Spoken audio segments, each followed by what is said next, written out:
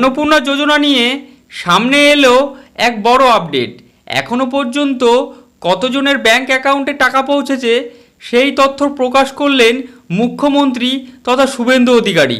জনকল্যাণ শিবিরের উদ্বোধনী মঞ্চ থেকে তিনি জানিয়েছেন, ইতিমধ্যে লক্ষ লক্ষ মহিলার অ্যাকাউন্টে এই প্রকল্পের টাকা পাঠানো হয়েছে।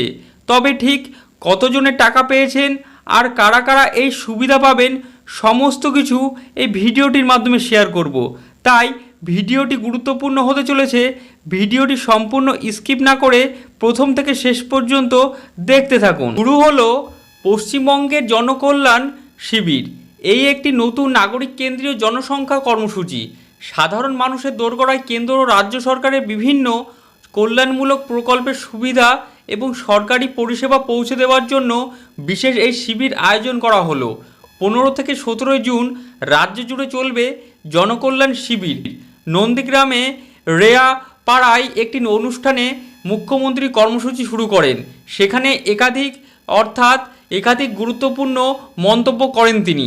মুখ্যমন্ত্রী শুভেন্দু অধিকারী কেন্দ্র ও রাজ্য সরকারের বিভিন্ন জনকল্যাণমূলক প্রকল্পের সুবিধা প্রকৃত উপভোক্তাদের কাছে পৌঁছে দেওয়ার উপর জোর দেন তিনি।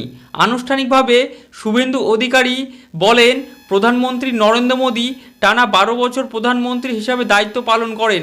এটি একটি উল্লেখযোগ্য নজির গড়েছে। সেই উপলক্ষে বিভিন্ন কর্মসূচি নেওয়া হয়েছে। 15, 16 এবং 17 জুন রাজ্যে প্রায় 11,000 স্থানে এই জনকল্যাণমূলক শিবির অনুষ্ঠিত হচ্ছে।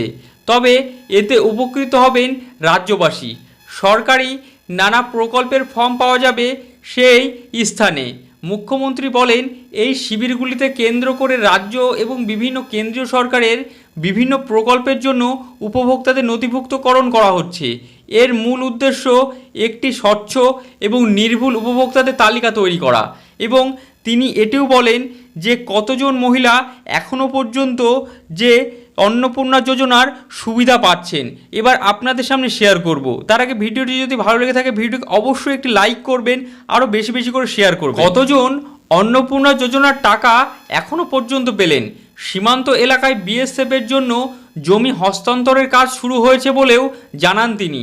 অর্থাৎ পাশাপাশি তিনি এটিও বলেন, শাসকের আইন নয়, আইনের শাসন প্রতিষ্ঠা করাই আমাদের লক্ষ্য। মুখ্যমন্ত্রী জানান, আগামী 1 জুলাই থেকে 125 দিনের কাজ শুরু হবে। পাশাপাশি তিনি দাবি করেন, ইতিমধ্যে প্রায় 79 লক্ষ মা বোনের ব্যাংক অ্যাকাউন্টে অন্নপূর্ণা যোজনা প্রকল্পের টাকা পৌঁছে গিয়েছে। বন্ধুরা, অন্নপূর্ণা যোজনা নিয়ে আজকের এই বড় আপডেট এখানেই শেষ করছি। মুখ্যমন্ত্রী শুভেন্দু অধিকারীর দাবি অনুযায়ী ইতিমধ্যে প্রায় 79 লক্ষ মা বোনের ব্যাংক অ্যাকাউন্টে অন্নপূর্ণা যোজনার টাকা পৌঁছে গিয়েছে। আপনি কি এই প্রকল্পে টাকা পেয়েছেন নাকি এখনও অপেক্ষায় রয়েছেন? আপনার মূল্যবান মতামত অবশ্যই কমেন্ট বক্সে জানাবেন।